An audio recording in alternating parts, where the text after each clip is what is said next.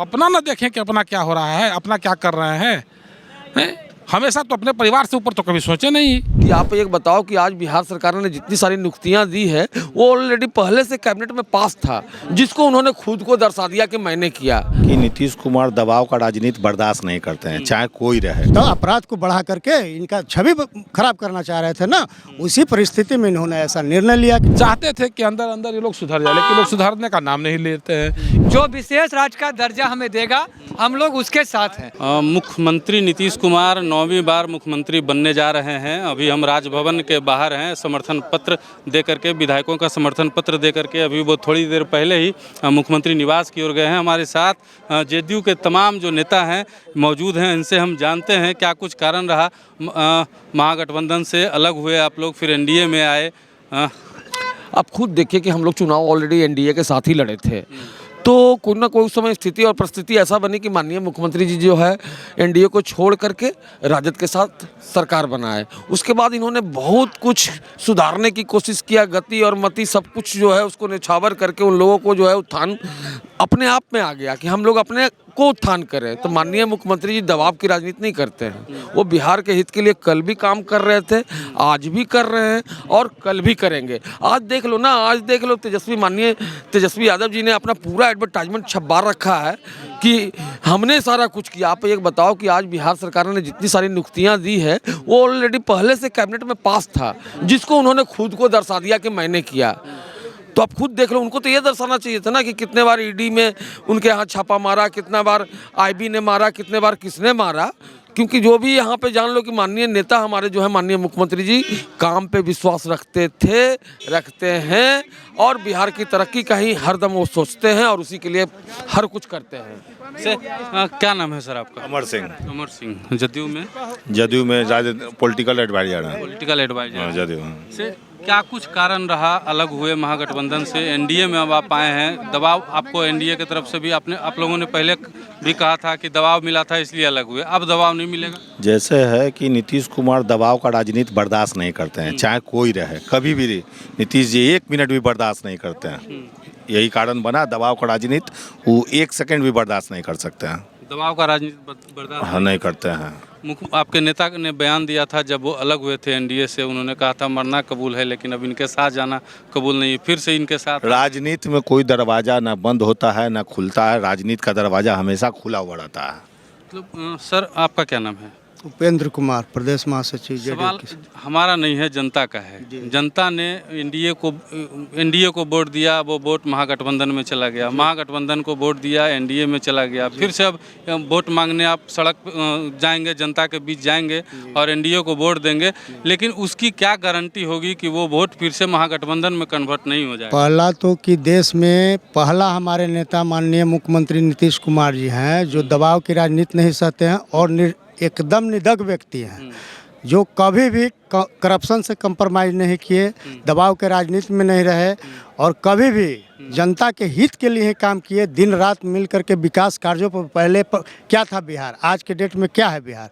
लेकिन ये जो महागठबंधन अलायंस बनाया है उसमें सबको एक सूत्र में बांध के लाए, इसमें भी कोई काम नहीं हो रहा था, इनके ऊपर डायरेक्ट दबाव पर दबाव जा रहा था।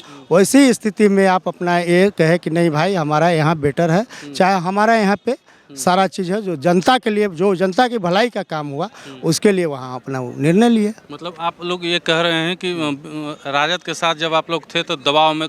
बिल्कुल बिल्कुल, जो चीज़ के लिए आदमी हुआ था तो वो चीज़ पर तो कोई काम हो नहीं रहा था, वो तो अपना रोटी सेंक रहे थे, हमारे नेता को दबाव देना चाह रहे थे। और हमारे नेता आज तक न करप्शन से समझौता किया है, न किसी तरह का बात बर्दाश्त किए हैं, तो इनको दबाव में रख के इनको वो लोग इस्तेमाल न करना चाह रहा था। जब आप राजद के साथ सरकार में थे तो बीजेपी लगातार आरोप लगा रही थी कि अपराध जो है बिहार में बहुत चरम पर है, तो ये बात अब आप मानते हैं कि सही में बढ़ा हुआ था अपराध? नहीं, तो वो तो हमारे चलते नहीं ना बढ़ा हुआ था, वो तो वो लोग को मनोबल यही नहीं चाह रहे थे कि हमारे नेता को बदनाम करना चाह रहे थे ना।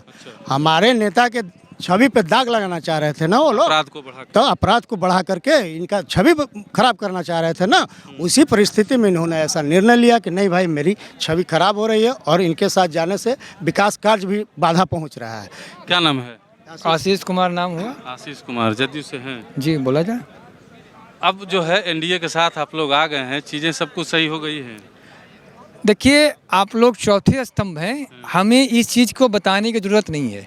रहा मामला आप लोग को इतने सारे हमारे जो कार्यकर्ता हैं पार्टी के, सभी दल के, सभी मेरे बीजेपी के हैं, जो भी गठबंधन मांझी जी से आदरणीय है, साई जी के साथ में है। तो देखिए, राजनीतिक क्या खेल है नहीं है, ये हमसे बेहतर आप लोग जान रहे हैं। दिल्ली में भी मामला गड़बड़ा रहा है। हम तो दिल्ली के मुख्यमंत्री जी का बयान भी सुने हैं और कलकत्ता के सीएम का भी बयान सुने हैं। तो अलग अलग बयान आता है, वो अलग चीज़ है। नीतीश कुमार जी से कोई नीति ना सिद्धांत से नीतीश कुमार ने समझौता किया। नीतीश कुमार ने देखा कि बिहार में अब है क्या लोकसभा, विशेष राज्य का दर्जा हमें कौन देगा।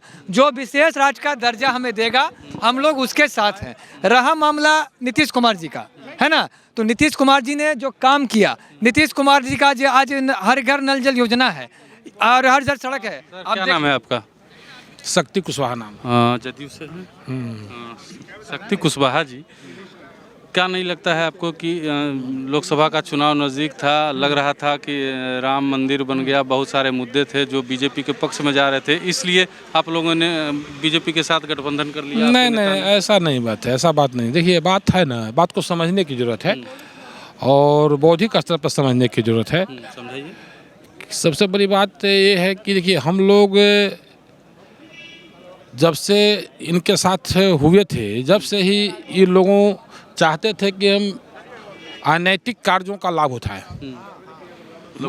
माननीय मुख्यमंत्री जी द्वारा कुछ अनैतिक कार्य करवाएं और उसका लाभ उठाया जाए, जो कि यहाँ संभव नहीं था।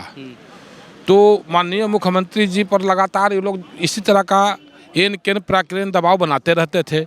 हम लोग हमेशा इस बात को समझ रहे थे। माननीय मुख्यमंत्री जी भी ये बहुत दिनों से आप देख रहे होंगे कि बहुत गुमशुदा रहते थे, चाहते थे कि अंदर अंदर ये लोग सुधर जाए, लेकिन लोग सुधरने का नाम नहीं लेते हैं। इन लोगों को हमेशा है परिवारवाद, भ्रष्टाचार एवं वगैरह वगैरह बहुत सारी जो इनकी शुरू से जो आदतें रही हैं, तो वो आदतों में इनकी तब्दीली नहीं हुई है आज तक, न सुधार हुआ है और न भविष्य में कहीं कुछ सुधार की गुंजाइश नज़र आती है। तो भाई, इस परिस्थिति में माननीय मुख्यमंत्री जी का हमारा तो प्रथम प्राथमिकता रहा है कि बिहार में न्याय के साथ विकास हो और एवं भाईचारा की स्थापना हो। तो उस स्थिति में इनके साथ अब चल पाना संभव नहीं था। माननीय मुख्यमंत्री जी ने बिल्कुल सही निर्णय लिया है।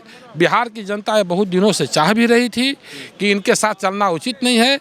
बिहार का विकास प्रभावित हो रहा है और सब लोगों की मनोभावना को समझ करके, चूँकि उनके पास तो सब लोगों की मनोभावना पहुंचते रहती है माननीय मुख्यमंत्री जी के पास, सब लोगों की भावना को समझने के बाद इन्होंने निश्चित रूप से निर्णय लिया। राजद वाले भाई इनके साथ अब रहना नहीं है। राजद वाले फिर से आरोप लगाएंगे, फिर से कहेंगे कि पलटू राम थे, पलट गए। अच्छा, उनको तो आरोप लगाने का काम ही बना हुआ है, तो आरोप लगाने से क्या फर्क पड़ता है? हम लोग आरोप से डरने वाले हैं क्या? वो लोगों का काम है आरोप लगाना। अपना ना देखें कि अपना क्या हो रहा है, अपना क्या कर रहे हैं।